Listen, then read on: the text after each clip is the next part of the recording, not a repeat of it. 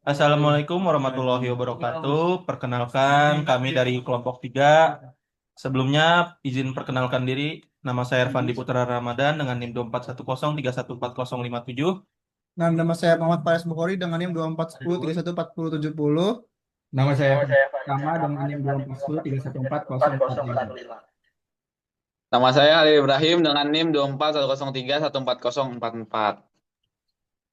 Jadi di sini kami membuat proyek untuk mata kuliah algoritma dan pemrograman ini, yaitu kita membuat kalkulator BMI. Saksikan video berikut. Saksi. Selamat datang di alat pendeteksi kesehatan bayi PNVJ dari kelompok 3. Di sini kita masukkan nama, berat badan, tinggi, lalu usia dan jenis kelamin. Kita juga dapat menghitung dalam bentuk inci atau pounds.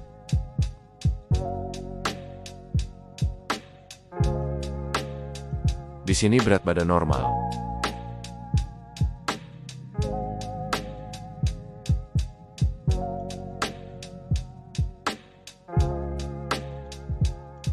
Berat badan kurang, dan masing-masing kategori memiliki saran kesehatan.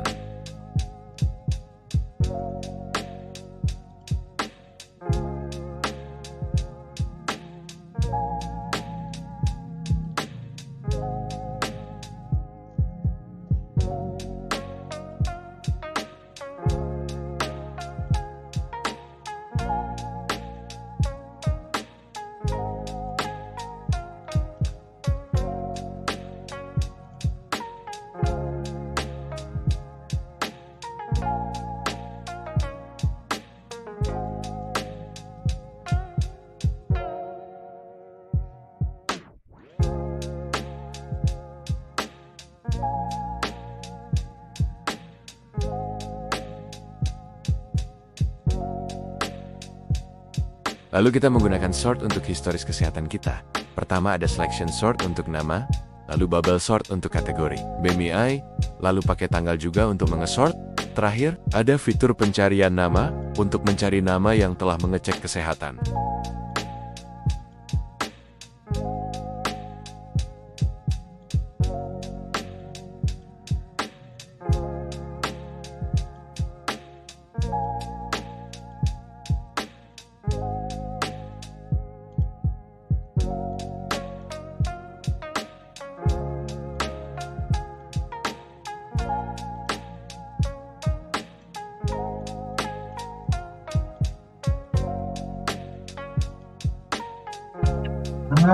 Oke, pertama-tama di dalam codingan kita ada untuk mengimport library yang diperlukan. Nah, di sini yang dibutuhkan seperti sys untuk sistem informasi, OS untuk operasi file, dan datetime untuk menangani tanggal. Yang kedua, mengimpor komponen dari PKT5 yang akan digunakan untuk membangun antarmuka pengguna atau UI, termasuk widget untuk layout, tombol, label, dan box input. Kemudian ada konstanta aplikasi yang terdiri dari app title dan data file. App title ini merupakan judul yang akan muncul di jendela aplikasi, dan data file untuk menentukan nama file untuk menyimpan dan memuat data aplikasi. Kemudian ada app theme. Kelas ini mendefinisikan warna tema aplikasi dan memberikan metode untuk menghasilkan gaya CSS yang digunakan untuk mengatur penampilan widget. Di sini ada primary color, secondary color, action color, text color. Kemudian warna kategori ada success color ketika hasil menginput data. Kemudian ada warning color, danger color, dan info color. Kemudian ada fungsi untuk memuat data dari file Python, yaitu load data. Nah, load data ini dieksekusi dalam ruang Python yang terpisah dan diambil dari variabel data. Jika gagal dimuat, fungsi ini mengembalikan data default. Kemudian ada save data. Save data ini berfungsi untuk menyimpan data yang diberikan ke dalam file health tracker data menggunakan print format untuk memastikan format penyimpanan data yang rapi. Kemudian ada kategori color. Kategori color ini berfungsi untuk mengembalikan warna yang sesuai dengan kategori berat badan, seperti kekurangan berat badan, obesitas, dan lain-lain. Warna ini digunakan untuk memberi tanda visual pada data kategori berat beban. Kemudian ada base tab. Nah, di kelas ini berfungsi untuk mendefinisikan dasar untuk setiap tab dalam aplikasi. Setiap tab akan memiliki layout dengan margin dan spasi yang konsisten, dan juga akan menampilkan judul. Selanjutnya ada init UI. Init UI ini berfungsi untuk mengatur layout UI tab dan menambahkan elemen-elemen UI seperti judul dan bagian lainnya. Kemudian ada art title. Art title berfungsi untuk menambahkan judul di atas setiap tab dengan menggunakan gaya yang telah didefinisikan di kelas theme.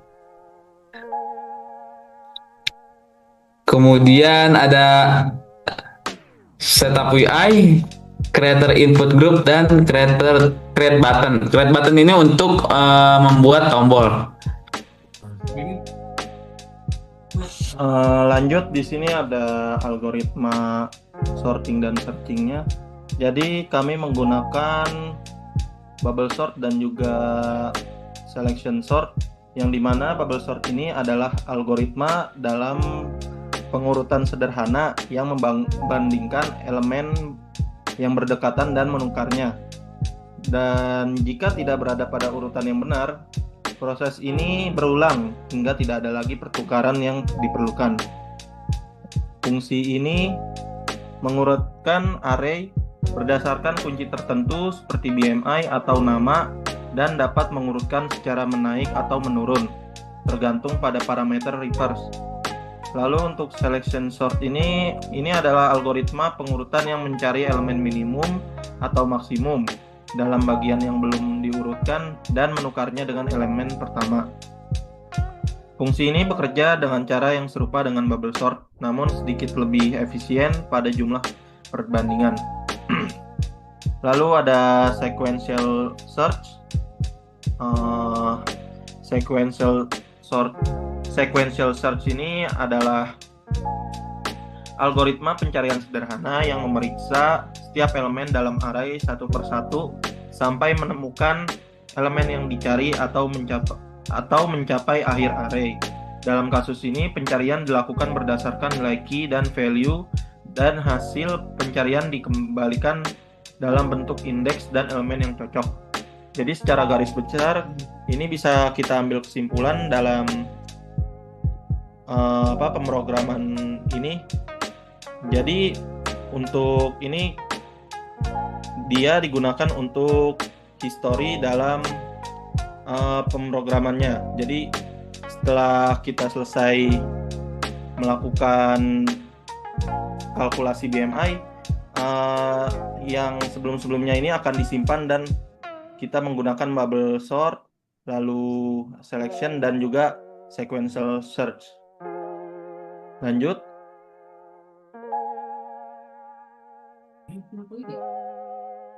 Selanjutnya adalah untuk mengkonversikan berat dan tinggi.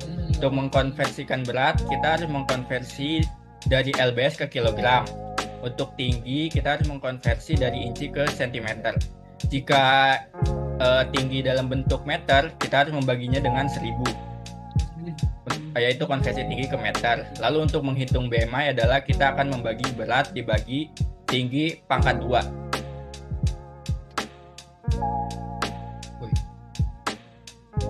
Oke, kali ini kita akan mencoba demo running aplikasi kita ya guys ya.